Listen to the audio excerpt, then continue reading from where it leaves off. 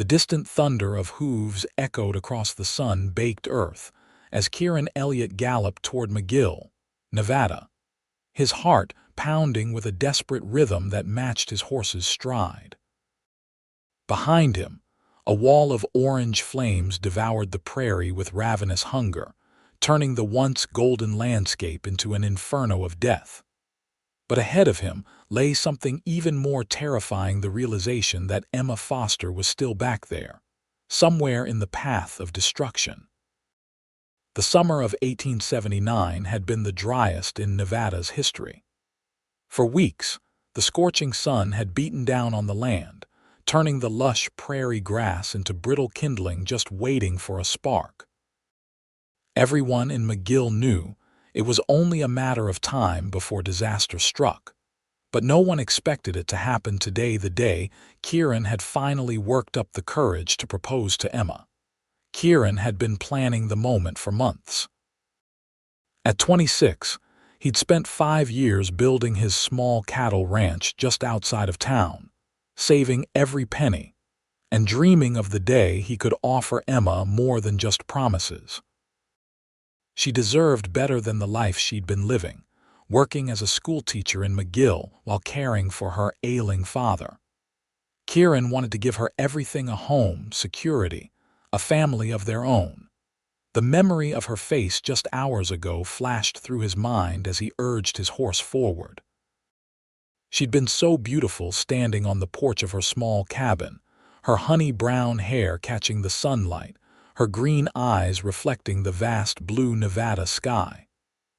She'd asked him to stay for supper, but he'd declined, telling her he needed to check his herd before the approaching storm. He'd planned to return at sunset, ring in hand, future laid out before them. But then the lightning had struck, and everything had changed. "Faster, thunder," Kieran muttered to his stallion, leaning forward in the saddle. The smoke was growing thicker now, stinging his eyes and burning his lungs. He could feel the heat of the fire at his back, hear the crackle of flames consuming everything in their path. Most of the townsfolk would be heading for the safety of the creek to the north, but Emma wouldn't leave her father. George Foster had been bedridden for months, his body ravaged by consumption. Emma had refused all offers of help, insisting she could care for him herself. Her stubbornness was one of the things Kieran loved about her, but now it might cost her life. The first buildings of McGill came into view through the haze of smoke. The small town was eerily deserted, windows shuttered, doors abandoned mid-swing in the rush to escape.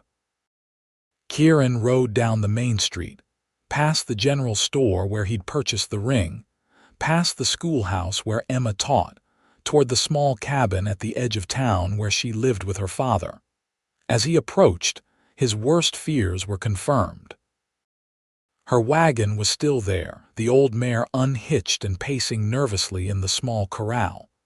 Kieran dismounted in one fluid motion, tying Thunder to the porch rail.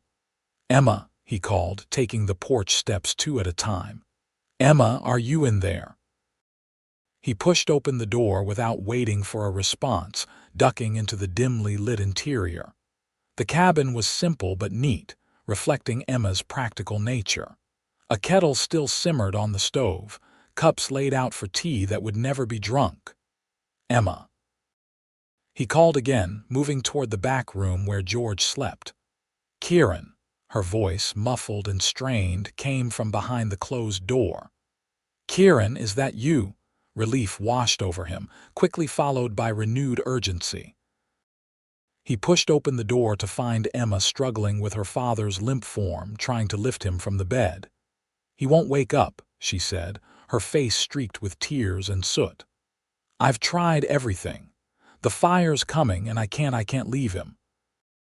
Kieran crossed the room in 3 strides, taking George's wrist to feel for a pulse. There was nothing.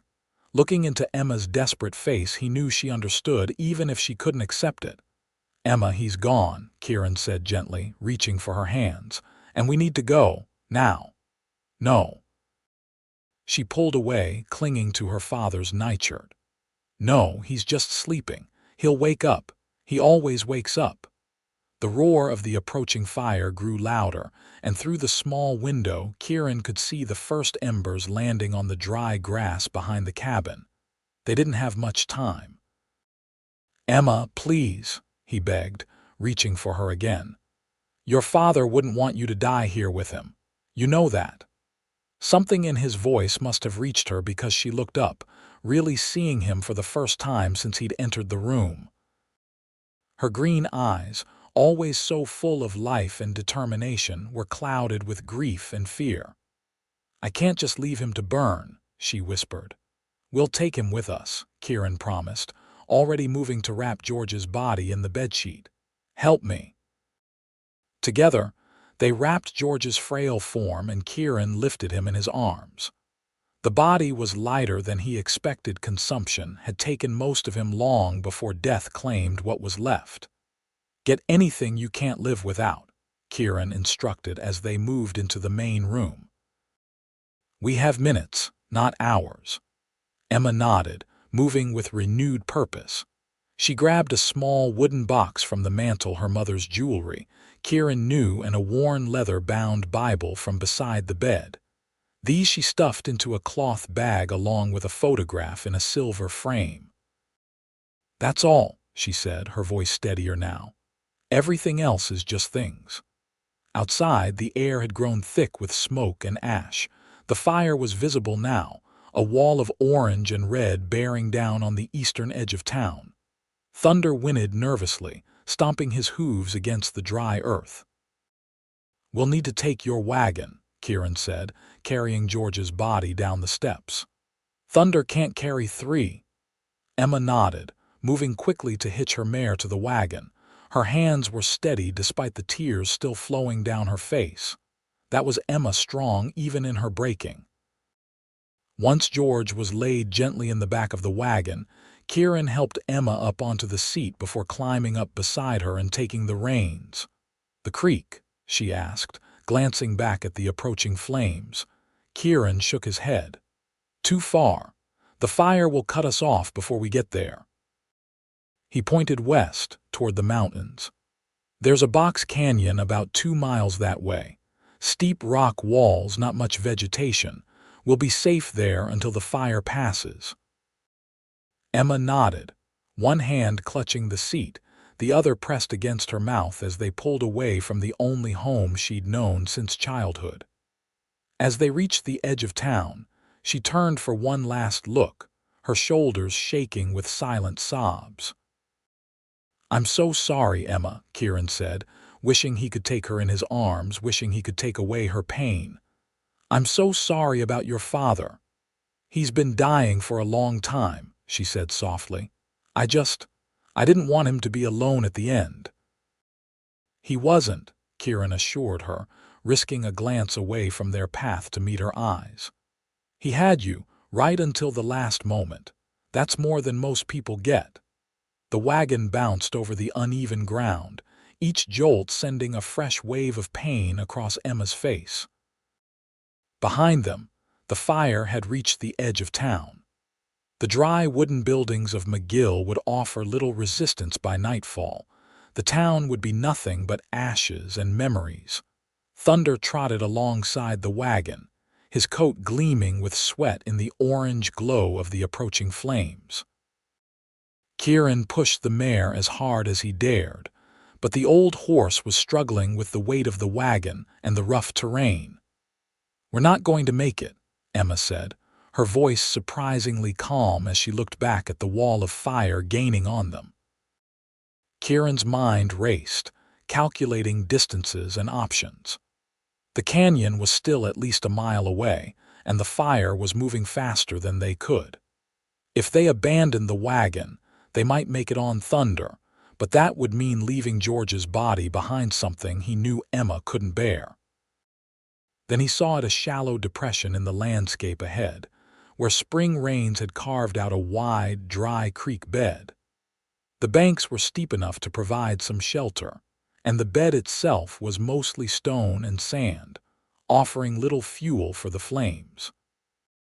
"There," he pointed, already turning the wagon. "It's not perfect, but it's our best chance." Emma nodded, gripping the seat tighter as the wagon lurched down the embankment into the creek bed. Kieran jumped down, quickly unhitching the exhausted mare. "Take the horses further downstream," he instructed, already pulling blankets and canteens from the wagon. "Find a spot where the bank is highest. I'll bring your father." Emma hesitated, looking at the still form in the back of the wagon. "Kieran, if we don't, we will," he cut her off, cupping her face in his hands. "I promise you, Emma Foster, this is not how our story ends." Something passed between them in that moment, a recognition, perhaps, of feelings long unspoken but deeply understood. Then Emma nodded, taking the reins of both horses and moving downstream while Kieran gathered George's wrapped body in his arms once more. The fire was upon them now, racing across the prairie above the creek bed. The heat was intense, the smoke so thick it turned day to twilight. Kieran found Emma huddled with the horses beneath an overhanging bank, her skirts spread out to cover as much of the nervous animals as possible. He laid George's body beside her, then used the blankets to create a makeshift tent, trapping a small pocket of clearer air. The horses snorted and stamped, but Emma's soft words seemed to calm them as Kieran soaked bandanas in water from the canteens, passing one to Emma to cover her nose and mouth. "Hold onto me," he said, pulling her close against his chest as the world above them erupted into flames. Time lost all meaning as they huddled together in their small sanctuary. The roar of the fire was deafening, like a freight train passing directly overhead. The heat was oppressive, making each breath a struggle. Kieran kept one arm around Emma and the other holding the wet cloth over their faces, praying that the thin layer of moist fabric would be enough to filter the worst of the smoke. Emma trembled against him, her fingers clutching the front of his shirt, but she didn't cry out, didn't panic. Even in the face of almost certain death, she remained the strongest woman Kieran had ever known. "I should have told you sooner," he found himself saying, his lips close to her ear so she could hear him over the inferno. "Should have told you years ago." She pulled back slightly, her eyes questioning in the strange, flickering light that penetrated their shelter. "I love you, Emma Foster," Kieran said, the words he'd rehearsed 100 times for his planned proposal flowing naturally now that there was nothing left to lose. "I've loved you since the day you stood up to Old Man Jenkins when he tried to cheat my pa at cards. I've loved you through every season, every hardship. And if these are our last moments on this earth, I want you to know that loving you has been the greatest privilege of my life." Emma's eyes widened, the fear in them momentarily replaced by wonder. Her hand moved to cup his cheek, her thumb brushing away soot he hadn't realized was there. "Kieran Elliot," she said, her voice stronger than he'd expected. "You pick the strangest times to court a lady." Despite everything, the fire, the danger, the grief, Kieran found himself laughing, a short, breathless sound that turned into a cough as he inhaled too deeply. "Is that a yes?" he managed, his heart pounding with something other than fear for the first time since he'd seen the fire. Emma's answer was lost in a sudden crash as a burning tree limb fell across the creek bed just yards from their shelter. Sparks showered down around them, and the horses reared in panic. Thunder broke free, bolting further downstream despite Kieran's shouts. For what seemed like hours but was probably no more than 30 minutes, they endured the hell of the passing fire. The air grew so hot it scorched their lungs, so thick with smoke they could barely see each other. Twice they had to move as burning debris threatened their position, dragging George's body and leading the terrified mare deeper into the creek bed. Then, gradually, the roaring began to recede, the worst of the fire moving past them. The air remained heavy with smoke, but the immediate danger of flames had passed. Kieran cautiously emerged from beneath the bank, helping Emma up beside him. The landscape that greeted them was unrecognizable, a blackened wasteland stretching as far as they could see, still smoldering in places, occasional flames licking at whatever fuel remained. In the distance, the main body of the fire continued its destructive path eastward. "McGill?" Emma asked, her voice raspy from smoke. Kieran shook his head, pointing to a dark smudge on the horizon behind the advancing fire. "Gone." Emma's shoulders sagged, the weight of everything she'd lost in a single day finally settling upon her. Her father, her home, her community, all consumed by the merciless flames. "What do we do now?" she asked, sounding younger than her 23 years. Kieran took her hand, his thumb rubbing gently over her knuckles. "We bury your father properly, then we head west to Elko. I have an uncle there who'll take us in until we decide what's next." "We," Emma repeated, looking up at him with red-rimmed eyes. "If you'll have me," Kieran said simply. "My offer stands, fire or no fire. I want to build a life with you, Emma Foster. I want to be your husband if you'll be my wife." Emma was quiet for a long moment, looking out over the devastated landscape. When she turned back to him, there was a new resolve in her expression.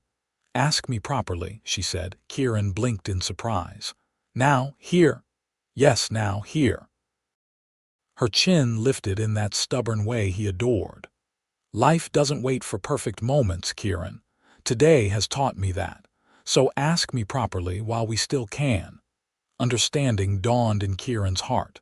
This wasn't about propriety or tradition. This was Emma's way of reclaiming something from the tragedy, of asserting that life and love could continue even in the midst of devastation. Slowly, his joints protesting after hours crouched beneath the bank, Kieran knelt in the ash-covered creek bed. He reached into his vest pocket, retrieving the small velvet pouch he'd been carrying for weeks, waiting for the right moment. "Emma Foster," he said, his voice rough with emotion as he opened the pouch and tipped a simple gold band with a single small diamond into his palm. "Will you marry me? Will you build a new life with me, wherever that might lead us?" Tears cut clean tracks through the soot on Emma's face as she nodded, extending her trembling hand. "Yes, Kieran Elliot, I will marry you." The ring slid onto her finger, a little loose but secure enough. Kieran rose, taking her in his arms and holding her as if she might disappear if he let go. "I wanted it to be perfect," he murmured against her hair. "I had it all planned: dinner, sunset, flowers." Emma pulled back, meeting his gaze. "This is perfect," she said firmly, "because it's real. Because we survived when we shouldn't have. Because even standing in the ashes, we found something worth holding on to." Kieran knew in that moment that he would spend the rest of his life trying to be worthy of the remarkable woman who stood before him, a woman who could find hope in destruction, strength in grief, and love in the midst of loss. They buried George Foster as the sun set over the blackened prairie. Using Kieran's knife and the charred remains of a fallen tree branch, they dug a grave on a small rise that had somehow escaped the worst of the fire. Emma wrapped her father more securely in the sheet, tucking the small family Bible against his chest before they laid him to rest. "He was a good father," she said as Kieran placed the last stones over the grave. "Not perfect, but good. He taught me to read, to think for myself, to stand my ground." Her voice broke slightly. "He would have liked you as a son-in-law." "He already did," Kieran said gently. "Remember how he used to wink at me whenever I came calling? That man knew my intentions long before I worked up the courage to act on them." That brought a small smile to Emma's face, the first since the fire began. He was never subtle. With night falling and the temperature dropping, they needed to find better shelter. The creek bed had saved their lives, but it offered little protection from the cool desert night. The mare was recovered enough to ride, but Thunder was nowhere to be found despite Kieran's calls. "He might have made it to the canyon," Kieran said, helping Emma mount the mare. "He's a smart horse. He knows where home is or was." "We'll find him," Emma assured him, extending her hand to help him up behind her. The old mare protested slightly at the double burden, but set off steadily under Kieran's guidance.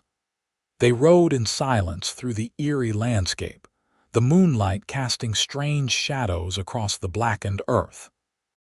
Occasionally, they passed the charred remains of animals that hadn't escaped the flames, a grim reminder of how close they had come to sharing the same fate. It was nearly midnight when they reached the box canyon Kieran had mentioned. As he'd hoped, the steep rock walls had prevented the fire from penetrating deeply, leaving a patch of untouched grassland in the canyon's center. Better still, a small spring bubbled from the rocks at the far end, providing fresh water. And there, drinking calmly from the spring as if he'd never been in danger, was Thunder.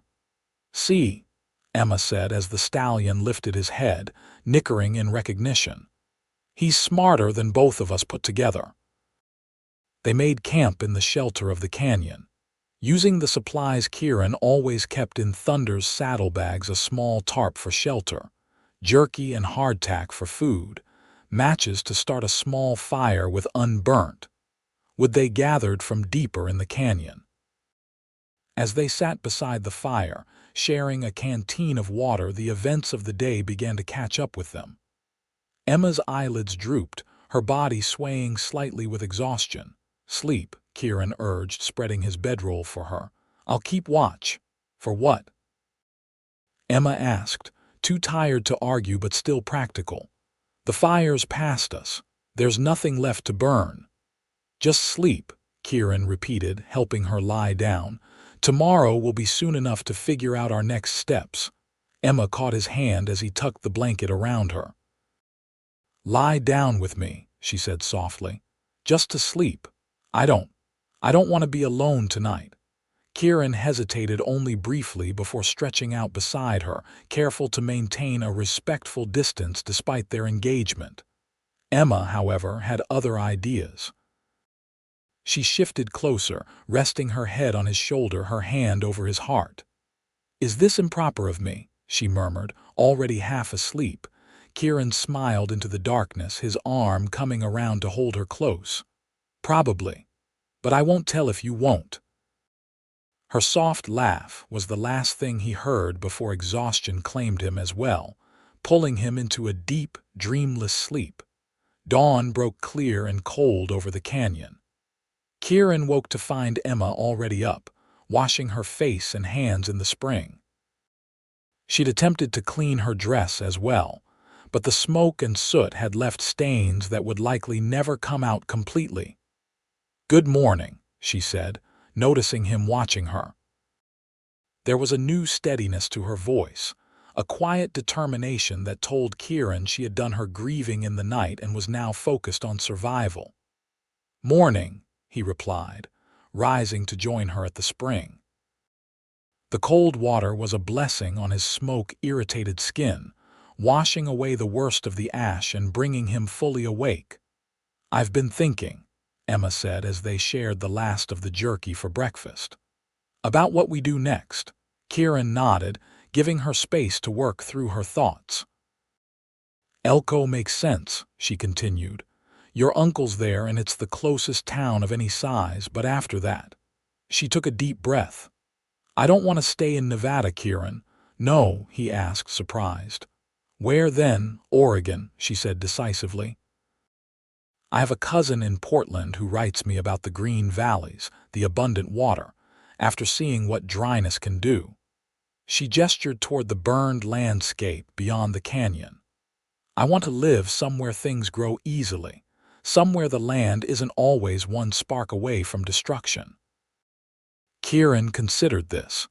His whole life had been spent in Nevada. His family had settled here when he was just a boy, and his small ranch had been the culmination of years of hard work.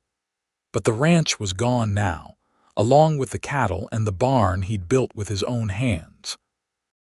Oregon, he repeated, testing the word, imagining a different future than the one he'd planned. I hear they need good cowboys in Oregon, too. Emma's face lit up with hope. You'd consider it. Truly. Emma, Kieran said seriously, taking her hands in his. I'd follow you to the moon if that's where you wanted to go. Oregon sounds considerably more manageable. She laughed then, a genuine laugh that echoed off the canyon walls and seemed to chase away some of the shadows that had been clinging to her since the fire. Well, before the moon or Oregon, we need to reach Elko, she pointed out practically. How far do you reckon it is? 30 miles, give or take, Kieran calculated. 2 days' ride with the horses in their current state. Less if we push them, but I'd rather not. 2 days it is then, Emma agreed. Do we have enough supplies? Water won't be a problem with the canteens filled from the spring. Food will be tight, but we can manage. There's a hunting rifle in Thunder's saddlebag if we get desperate. They spent the morning gathering what resources they could from the canyon, filling the canteens, collecting the few edible plants Kieran recognized, checking the horses' shoes for damage. By midday, they were ready to depart. As they rode out of the canyon, Emma twisted in the saddle for one last look at the small cairn of rocks they'd built to mark where they'd spent the night and to help them find the place again, should they ever return. Thank you, she said softly to the sheltering walls that had provided refuge when they needed it most. The journey to Elko was arduous but uneventful. They traveled through a landscape transformed by fire, a blackened wasteland where occasionally they would come across something recognizable, a fence post, a wagon wheel, once even a child's doll, somehow untouched among the ashes. Each discovery was a somber reminder of what had been lost, not just by them but by an entire community. They made camp the first night beside a small pond that had survived due to a natural breakwater of rocks. The water was cloudy with ash, but it was better than nothing for the horses. They slept side by side again, finding comfort in each other's presence as they had in the canyon. Tell me about your cousin in Portland, Kieran said as they lay looking up at the stars, so bright in the clear desert air. What's her name? Sarah, Emma replied, her voice warm with affection.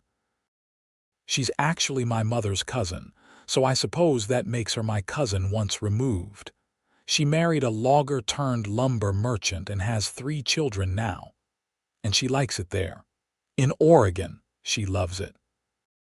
Her letters are full of descriptions of the forests, the mountains, the rivers teeming with fish. She says even in the driest summers, the land stays green. Emma paused, her voice growing softer. She's invited me to visit many times, but I could never leave Father.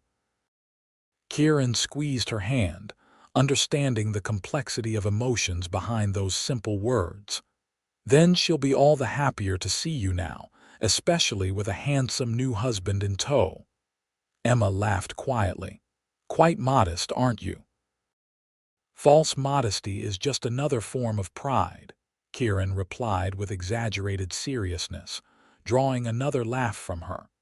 These small moments of lightness were precious, brief respites from the grief and uncertainty that still hung over them.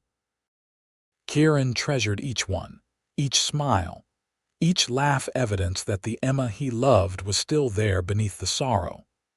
They reached Elko late the following afternoon, riding slowly down the main street past curious onlookers. News of the fire had preceded them, carried by faster riders on fresher horses. Already, the town was organizing relief efforts for the survivors of McGill and the surrounding ranches. Kieran's uncle, Patrick Elliot, was a blacksmith with a shop and home on the edge of town. When they arrived, he was shoeing a horse in the yard, his massive forearms gleaming with sweat in the late afternoon sun. He looked up at the sound of hooves, his weathered face breaking into a smile of relief when he recognized his nephew. Kieran. He called, abandoning his work to stride toward them. Thank God, word came yesterday about McGill. I feared the worst. It was close, Kieran admitted as he dismounted, helping Emma down after him. Uncle Pat, this is Emma Foster, my fiancée. Patrick's bushy eyebrows rose slightly as he took in Emma's soot-stained dress and determined expression. Miss Foster, he said, removing his cap. A pleasure despite the circumstances. Mr. Elliot, Emma acknowledged with a nod. I hope we're not imposing. Nonsense, Patrick waved away her concern. Any family of Kieran's is family of mine, and soon to be properly family at that. He turned to a young boy who had appeared in the doorway of the house. Michael, tell your mother we have guests, and take care of their horses, they've had a hard journey. The next hours passed in a flurry of warm hospitality. Patrick's wife, Martha, welcomed them with open arms, ushering Emma off to bathe and change into borrowed clothes while Patrick did the same for Kieran. By supper time they were clean, fed, and seated around the Elliots' large kitchen table, relating their harrowing escape to a rapt audience. You rode back through the fire to find her, Martha marveled, looking at Kieran with newfound respect. That's either the bravest or the most foolish thing I've ever heard. Both, I suspect, Patrick chuckled, refilling Kieran's cup with strong coffee. But then, the boy's always been half in love with this girl, from what his letters say. About time he did something about it. Emma glanced at Kieran, surprise evident in her expression. You wrote about me in your letters. Kieran felt heat rising in his face that had nothing to do with the kitchen's warmth. I might have mentioned you, once or twice. Once or twice, a paragraph, more like, Patrick corrected with a wink to Emma. For years now. The conversation turned to more practical matters than arrangements for the wedding, plans for the future, the journey to Oregon. Patrick knew of a wagon train leaving for the Oregon Territory in 2 weeks, primarily settlers and a few merchants seeking new opportunities in the West. It would be good timing, he pointed out. Give you a chance to rest, gather supplies, maybe even have the wedding here before you go. Emma and Kieran exchanged glances, a silent communication passing between them. I'd like that, Emma said softly, to start our new life properly as husband and wife. Then it's settled, Martha declared, always practical. We'll hold the wedding here 1 week from today. Nothing fancy, mind you, but proper enough. I have a dress that can be altered to fit you, Emma, and there are enough people in Elko who knew Kieran as a boy who will want to wish you both well. Later, as they prepared for bed, Emma in the small guest room, Kieran on a pallet in the front room, they had a moment alone in the hallway. Are you sure about this? Kieran asked, taking her hands in his. The wedding, Oregon, all of it. It's happening so fast. Emma considered the question seriously, her eyes searching his face. I'm sure about you, she said finally. Everything else is just details. Besides, she added with a small smile, after outrunning a prairie fire, what's a little wedding and a 2,000-mile journey? Kieran laughed, bringing her hands to his lips. When you put it that way, it sounds almost easy. Nothing worth having ever is, Emma replied, rising on tiptoe to kiss his cheek. Good night, Kieran. Sleep well. Good night, Emma, he whispered, watching as she disappeared into her room, already counting the hours until morning when he would see her again. The week before the wedding passed in a blur of activity. While Martha and the local women helped Emma prepare her dress and plan the simple ceremony, Kieran and Patrick focused on practical preparations for the journey ahead. They purchased a sturdy wagon and supplies, using the money Kieran had fortunately kept in an account at the Elko Bank rather than at his ranch. 4 days after their arrival in Elko, a battered group of survivors from McGill reached town, bringing news that confirmed their worst fears. The fire had destroyed not just the town but most of the surrounding homesteads as well. 23 people had died, either in the flames or from smoke inhalation. The survivors, like Emma and Kieran, had lost everything except what they could carry. Among the survivors was Sheriff Tom Wilson, who had known Emma since she was a child. When he learned of the upcoming wedding, he insisted on giving away the bride in place of her father. George would have wanted it, he told Emma gruffly, his voice rough with emotion. And it would be my honor. The day of the wedding dawned clear and cool, a perfect early autumn morning. The ceremony was held in Elko's small church, filled to capacity with a mix of Kieran's old friends, Patrick and Martha's neighbors, and the survivors from McGill who had formed a tight-knit community in their shared loss. Emma wore Martha's altered wedding dress, a simple gown of cream-colored satin with lace at the collar and cuffs. She had woven wildflowers into her hair, which hung loose down her back in the way Kieran had always preferred it. When she walked down the aisle on Sheriff Wilson's arm, Kieran felt his heart might burst from the sheer wonder of her. The ceremony was brief but meaningful, the couple exchanging vows they had written themselves the night before. Emma promised to be Kieran's partner in all things, to face whatever challenges lay ahead with courage and faith. Kieran vowed to cherish Emma all the days of his life, to build a home and a future worthy of her trust in him. When the minister pronounced them husband and wife, Kieran kissed his bride with a tenderness that brought tears to the eyes of even the most stoic observers. In that moment, despite all they had lost, they felt richer than the wealthiest people on earth. The wedding celebration continued into the evening, a rare occasion for joy in a community still reeling from tragedy. There was music and dancing, food and drink, stories and laughter. For a few precious hours, the pain of the past was set aside in favor of hope for the future. As the night grew late, Kieran found Emma sitting alone on the porch of Patrick's house, gazing up at the stars. "Mrs. Elliot," he said softly, settling beside her. "That has a nice ring to it, don't you think?" Emma smiled, leaning her head against his shoulder. "I'm getting used to it." They sat in comfortable silence for a while, listening to the sounds of the celebration winding down inside, the distant howl of a coyote, the gentle rustling of leaves in the cool night breeze. "I have something for you," Kieran said eventually, reaching into his pocket. "It's not much, but—" He handed her a small wooden box, carved with simple but elegant patterns. Emma opened it carefully to reveal a delicate silver locket. "It was my mother's," Kieran explained. "One of the few things I have from her. Uncle Pat kept it safe for me all these years. I thought maybe someday it could hold a picture of our children." Emma's eyes filled with tears as she lifted the locket, examining the fine craftsmanship in the moonlight.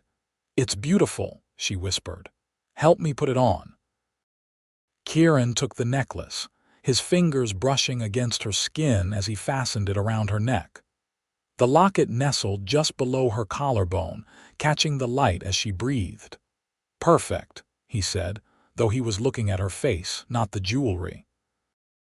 Emma's hand came up to touch the locket, then moved to cup Kieran's cheek. "Thank you.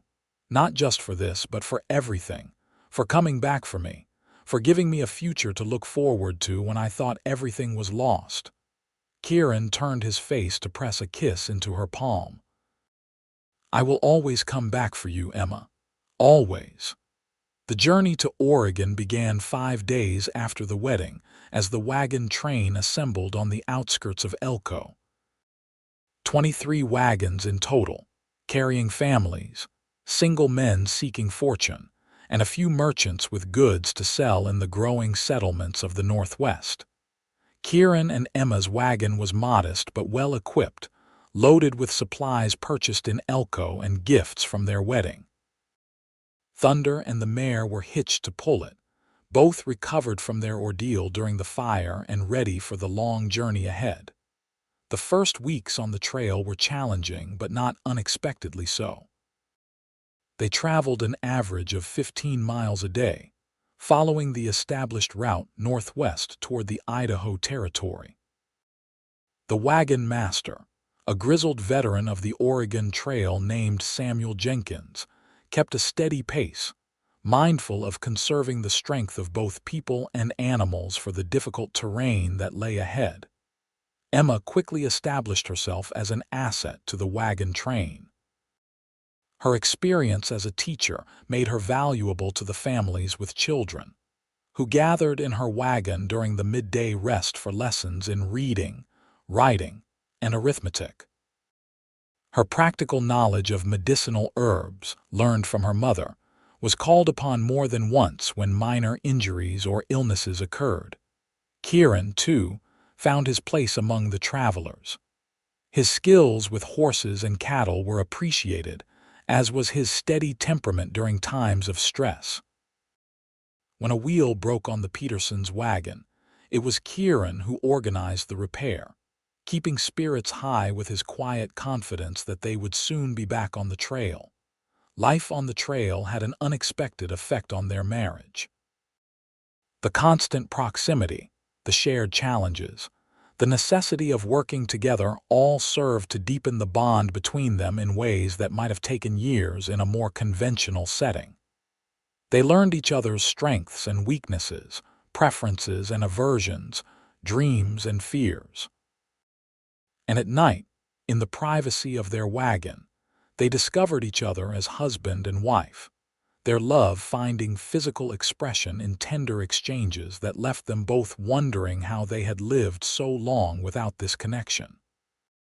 "I never imagined it could be like this," Emma confessed one night, nestled in Kieran's arms as a gentle rain pattered on the canvas roof of their wagon. "So complete," Kieran suggested when she struggled for the word. "Yes," she agreed, tracing patterns on his chest with her fingertip. "Like finding a piece of myself I never knew was missing." Kieran caught her hand, bringing it to his lips. "That's exactly it. I used to think I knew what it meant to love you, but I had no idea, not really." Emma propped herself up on one elbow, studying his face in the soft glow of their small lantern. "Do you ever regret it? Losing your ranch, leaving Nevada?" "Not for a second," Kieran replied without hesitation. "The ranch was just land and buildings. It was never home, not really." His hand came up to cup her cheek. "You're my home, Emma. Wherever you are, that's where I belong." The weeks turned into months as they continued their journey. They celebrated Emma's 24th birthday beside a clear mountain stream in Idaho, where Kieran surprised her with a cake baked in a Dutch oven by Mrs. Jenkins, the wagon master's wife.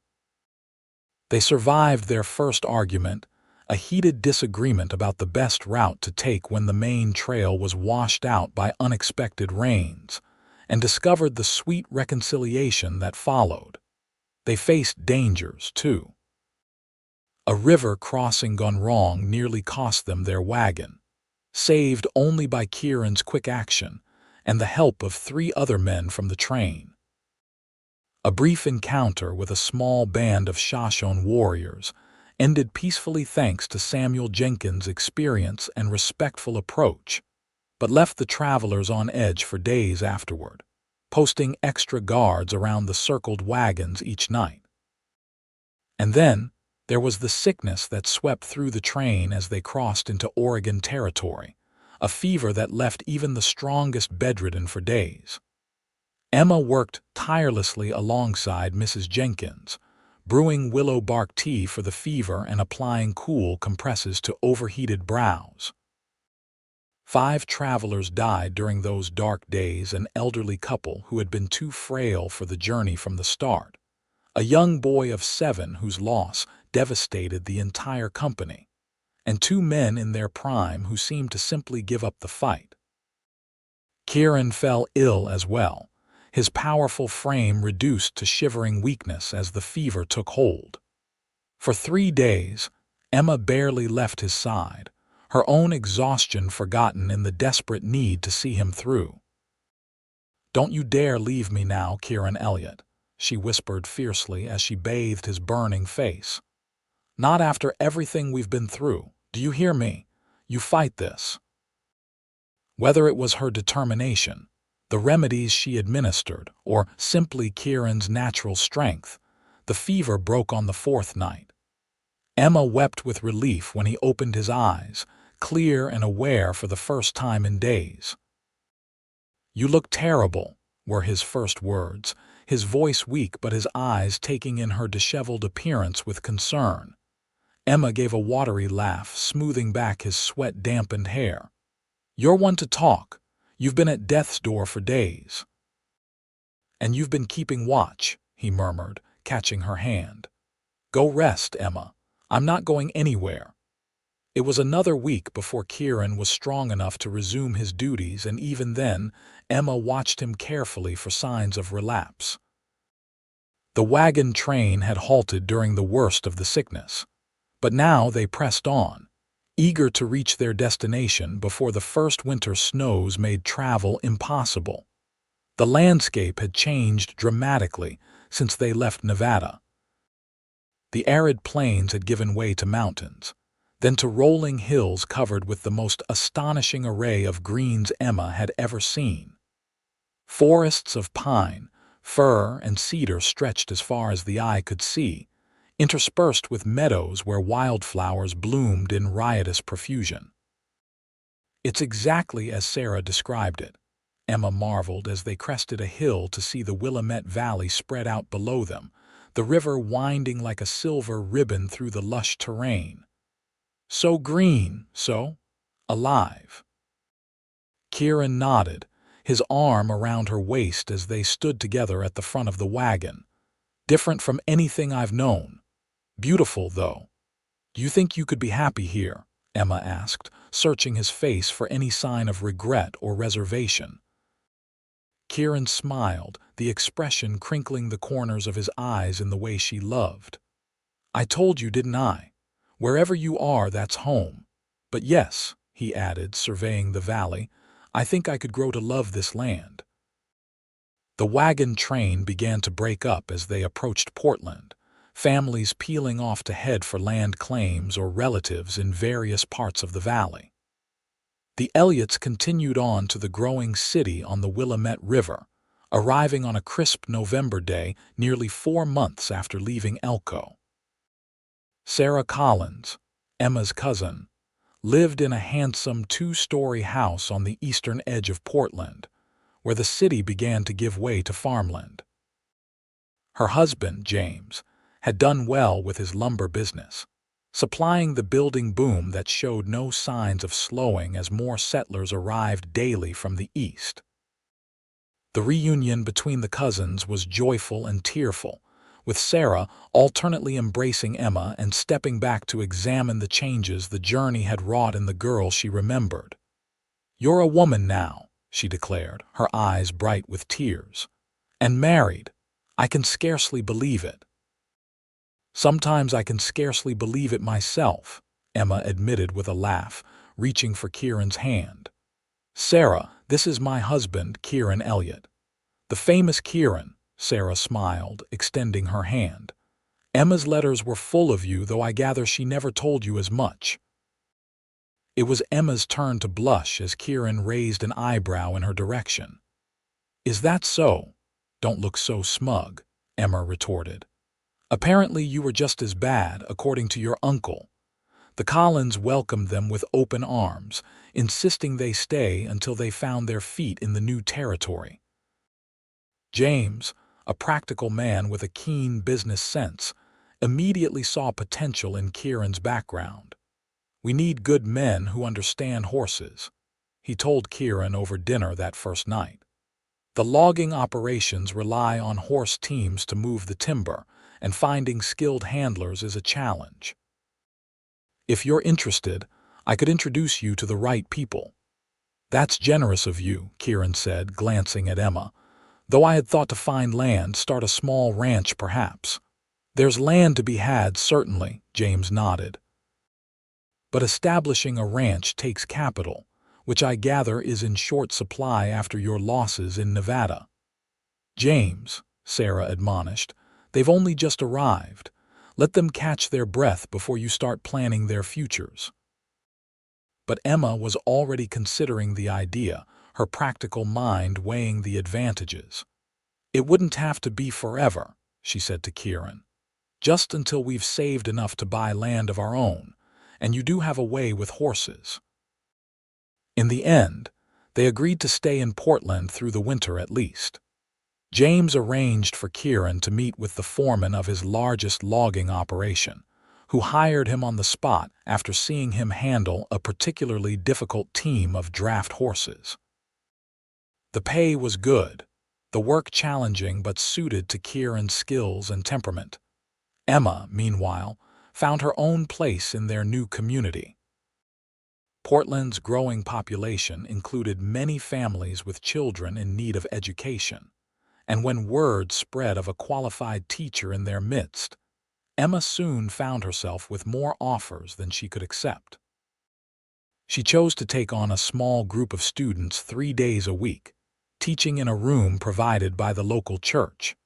They rented a small but comfortable cabin on the edge of town, close enough to Sarah's for regular visits, but far enough to establish their independence.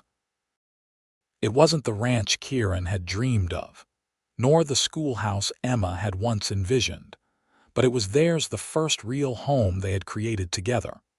Winter in Oregon proved milder than the harsh Nevada seasons Kieran was accustomed to, but wetter than anything either of them had experienced. Rain fell steadily for days at a time, turning roads to mud and keeping them mostly confined to their cabin during evenings and weekends. "I'm beginning to think we should have built an ark, not a cabin," Kieran joked one particularly sodden afternoon as he stomped mud from his boots at the door. Emma looked up from the quilt she was piecing together beside the fire, her needle poised mid-stitch. "I rather like it," she admitted. "After Nevada's dryness, there's something comforting about all this water, like the land could never catch fire here." Kieran's expression softened as he crossed to her, kneeling beside her chair to take her hands in his. "Still having the nightmares?" Emma nodded, the admission easier now than it had been in the early days after the fire. "Not as often, but sometimes I still wake up thinking I smell smoke." "Me too," Kieran confessed, his thumb tracing gentle circles on her wrist. "I dream about riding back to find you, but in the dreams, I'm always too late."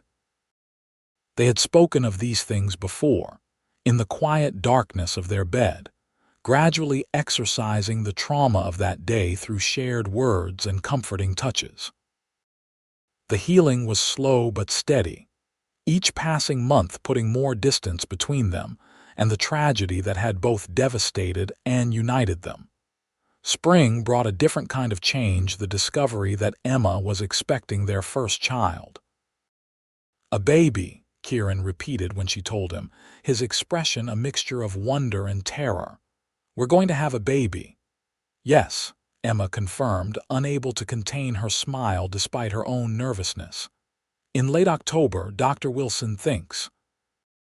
"October," Kieran echoed, calculation evident in his expression. That's only 6 months away. We need to. There's so much to prepare." Emma laughed, taking his hands to steady him. "We have time, and Sarah has already promised to help with everything we need to know." Kieran pulled her close, one hand coming to rest protectively over her still flat abdomen. "A family," he murmured against her hair. "Our family." The news accelerated their plans to find a place of their own. While the cabin had been adequate for the two of them, the idea of raising a child there seemed less practical.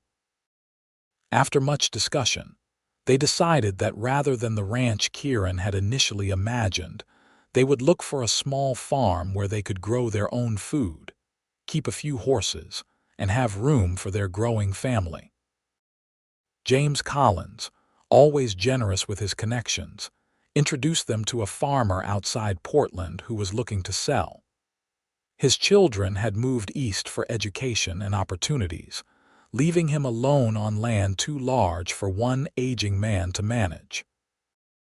The property was modest by Oregon standards, 40 acres of good soil, a sturdy farmhouse built by the owner himself, a barn in need of some repair but fundamentally sound, an orchard of apple and pear trees just reaching their prime, and a clear stream running along the western border.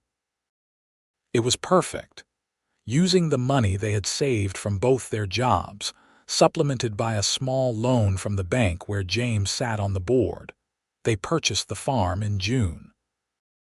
The elderly farmer, pleased to see his beloved land going to a young couple expecting their first child, threw in his small herd of dairy cows and flock of chickens as a wedding gift, though they had been married nearly a year by then. The move from town to farm coincided with Emma's growing pregnancy, her slender frame now visibly carrying their child. Kieran insisted on doing all the heavy work himself, enlisting friends from the logging camp to help with the more substantial tasks like repairing the barn roof and digging a new well closer to the house. Emma focused on making the farmhouse a home, sewing curtains and quilts, arranging and rearranging furniture until each room felt just right.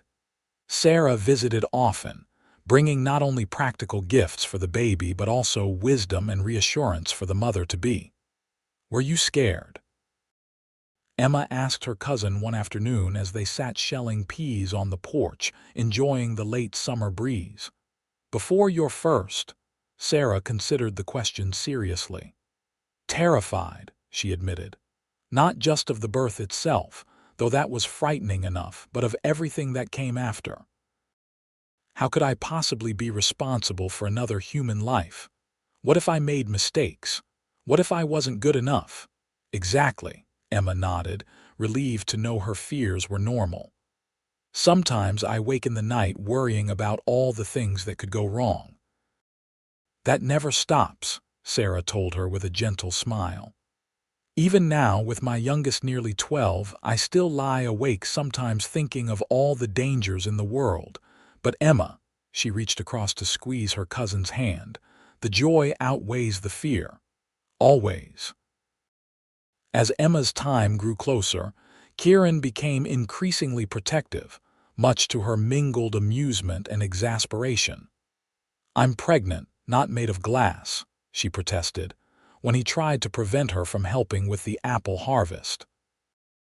"Women have been working through pregnancy since the beginning of time." "Not my woman, not with my child," Kieran replied stubbornly, then softened at her raised eyebrow. "At least let me lift the baskets. You can pick all you want, but I'll carry." They compromised, as they had learned to do on matters large and small throughout their marriage. Emma agreed to more rest than she might have taken on her own, and Kieran acknowledged that staying active was good for both mother and child, provided she didn't overtax herself. The baby arrived on a stormy night in late October, 2 weeks earlier than expected. The midwife from town barely made it through the mud and rain, arriving just as Emma's labor intensified. Kieran, banished to the kitchen after being deemed too anxious to be useful, paced for hours, jumping at every cry from the bedroom. When at last the midwife called him in, Kieran entered with trepidation, unprepared for the sight that greeted him.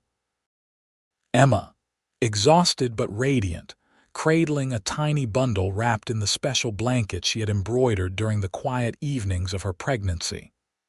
"Come meet your son," she said softly, her voice rough from hours of labor but filled with a joy he had never heard before. Kieran approached the bed almost reverently, his big hands suddenly seeming too large and clumsy for the task ahead. But when Emma placed the newborn in his arms, something shifted in his universe, realigning everything around this new center of his world. "He's perfect," Kieran whispered, taking in the tiny features, the wispy dark hair, the miniature fingers that curled reflexively around his thumb. "Hello, Thomas George Elliot." They had chosen the name months ago, Thomas for Kieran's father, George for Emma's. A way of honoring the past while embracing the future, connecting their son to the grandparents he would never know but whose blood ran in his veins. The first months of parenthood were a blur of exhaustion, uncertainty, and overwhelming love. Thomas, soon shortened to Tom, proved to be a generally content baby, though he had definite opinions about when he should eat and when he should sleep, opinions that rarely aligned with his parents' preferences. Emma took to motherhood with the same determination and intelligence she brought to everything in life, reading what few books on child rearing she could find and supplementing them with the practical wisdom of Sarah and other experienced mothers in their community. Kieran, initially terrified of his own strength around something so fragile, gradually grew more confident in handling his son, developing his own routines for soothing the baby when he was fussy, or getting him to sleep when Emma was at her wits' end. As winter settled over the farm, they established a rhythm to their days that accommodated the needs of both the baby and the land. Kieran had left his job at the logging camp, focusing entirely on developing their farm, though he occasionally took on work breaking and training horses for neighbors, a skill that was always in demand and paid well for the time invested. Emma had suspended her teaching temporarily, but kept in touch with her former students and their families, sometimes hosting small reading groups at the farm when Tom was napping. She missed the daily interaction with eager young minds, but found unexpected fulfillment in watching her own child discover the world, one tiny revelation at a time. "He smiled at me today," she told Kieran one evening as they sat before the fire, Tom asleep in the cradle Kieran had crafted during Emma's pregnancy. A real smile, not just gas. Kieran looked up from the harness he was mending, his face lighting with interest. "What did you do to earn such an honor?" "I sang to him," Emma admitted, a hint of color rising in her cheeks. "That silly song your mother used to sing to you, the one about the cowboy and his faithful horse." Kieran's expression softened, memories of his own childhood briefly visible in his eyes. "You remembered all the words. You sing it often enough when you think no one's listening," Emma teased gently. They sat in companionable silence for a while, the only sounds the crackling of the fire, the soft breathing of their sleeping child, and the rhythmic movement of Kieran's hands as he worked the leather. "Are you happy, Emma?" Kieran asked suddenly, the question catching her by surprise. "With this life we've made?" Emma looked around their snug farmhouse at the curtains she had sewn, the quilt she had pieced, the cradle holding their son, the man who had risked everything to save her from the fire and had been her strength and partner ever since. "Happier than I ever imagined possible," she replied honestly. "Sometimes I feel almost guilty for it, considering how our journey began." Kieran set aside his work, moving to kneel before her chair and take her hands in his. "I've thought about that too. How something so terrible led to something so beautiful. You think?" Emma hesitated, putting words to a thought that had occupied her mind often in recent months. "Do you think your riding back for me that day was just chance, or was it something more? Providence, you mean?" Kieran considered the question seriously. "I don't know. I only know that I couldn't have done otherwise. The thought of leaving you behind wasn't a thought at all, it was an impossibility." Emma leaned forward, her forehead resting against his. "Whatever brought us here, I'm grateful. For you, for Tom, for every day we have together." "As am I," Kieran murmured, his lips finding hers in a gentle kiss that spoke of years of shared experience and the promise of more to come. The seasons turned, each bringing new challenges and joys to the Elliot farm. Tom grew from infant to toddler, his sturdy legs carrying him on increasingly daring explorations of his world. He had Kieran's dark hair and strong build, but Emma's green eyes and quick mind, a combination that both delighted and occasionally exasperated his parents. The farm prospered under their care. Kieran expanded the orchard, adding cherry and plum trees to the existing apples and pears. Emma established a thriving vegetable garden, experimenting with varieties that grew well in Oregon's climate and soil. They added to their livestock gradually more dairy cows, a few beef cattle, several more horses as Kieran's reputation as a trainer grew, and a noisy flock of geese that Tom found endlessly fascinating. Their second child, a daughter they named Catherine Sarah, arrived in the spring of Tom's third year. Kate, as she was called from her first day, was as different from her brother as night from day, where he had been a generally contented baby. She was curious and demanding. Where he had been cautious in his explorations, she was fearless. "She's just like you," Kieran observed one afternoon as he watched Emma chase their daughter away from the chicken coop for the third time that day. Determined to go her own way no matter what. Emma shot him a look that was half exasperation, half amusement. "I was never this stubborn." "Your father might disagree. God rest his soul," Kieran replied mildly, scooping up Kate before she could make another break for the forbidden territory. "Remember how he used to say you were born arguing?" The mention of her father brought a momentary shadow to Emma's face, but it passed quickly. The acute grief of his loss had mellowed over the years into a gentle sadness, tempered by the knowledge that he would have been proud of the family she and Kieran had created. Life was not without its hardships. A severe winter storm damaged part of the barn, requiring costly repairs.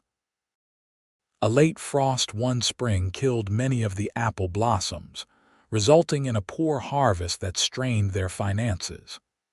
Kate fell ill with a fever when she was 2, causing anxious days and sleepless nights until she finally turned the corner. But through it all, the bond between Kieran and Emma remained unshakable.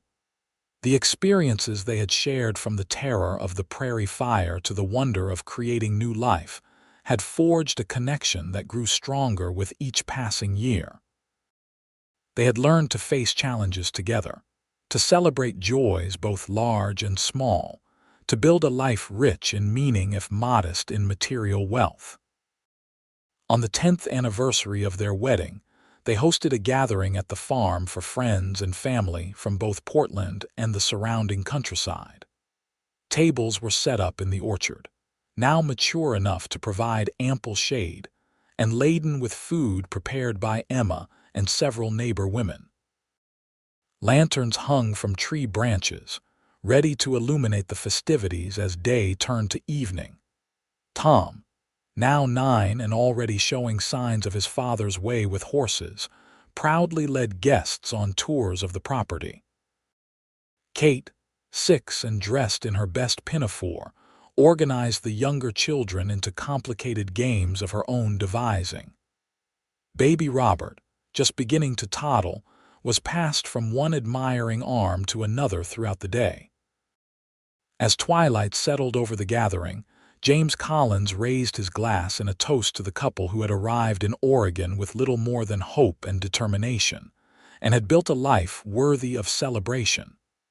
"To Kieran and Emma," he proclaimed, his voice carrying across the assembled company, "who remind us that love is not just a feeling but a choice we make every day, to face whatever comes together." Amidst the cheers and well wishes, Kieran caught Emma's eye across the orchard. She was standing with Sarah, little Robert on her hip, her face flushed with happiness in the golden evening light. The years had added a few strands of silver to her honey-brown hair and fine lines around her eyes and mouth. But to Kieran, she was more beautiful than ever, her beauty now enhanced by the experiences they had shared, the life they had built. Later, after the guests had departed and the children were asleep, they stood together on the porch of the farmhouse, looking out over the land that had become home. 10 years, Emma marveled, leaning into Kieran's embrace. Sometimes it seems like only yesterday we were huddled in that creek bed, watching the world burn around us. And sometimes it feels like we've always been here, Kieran replied, his arms tightening around her waist, as if everything before was just preparation for this life. Emma turned in his arms, her hands coming to rest on his chest in a gesture as familiar and necessary as breathing. Would you do it again? Ride back through the fire? Kieran didn't hesitate. 1,000 times. For you, for this, for everything we've built together, I would face any fire, any danger, any challenge. As would I, Emma affirmed, rising on tiptoe to meet his kiss. Above them, stars emerged in the clear Oregon sky, bearing silent witness to a love that had been tested by fire and had emerged stronger for the tempering. On the gentle slopes around them, the orchard they had planted, the fields they had sown, and the home they had built stood as testament to what could grow from the ashes of loss when nurtured by courage, faith, and abiding love. In the quiet of the night, with their children sleeping safely under their roof and the future stretching out before them full of possibility, Kieran and Emma Elliot held each other close, grateful for the path that had brought them here, the path that had begun on a desperate day when a prairie fire was closing in fast, and a cowboy had ridden back through the flames to find the woman who would become his heart's true home.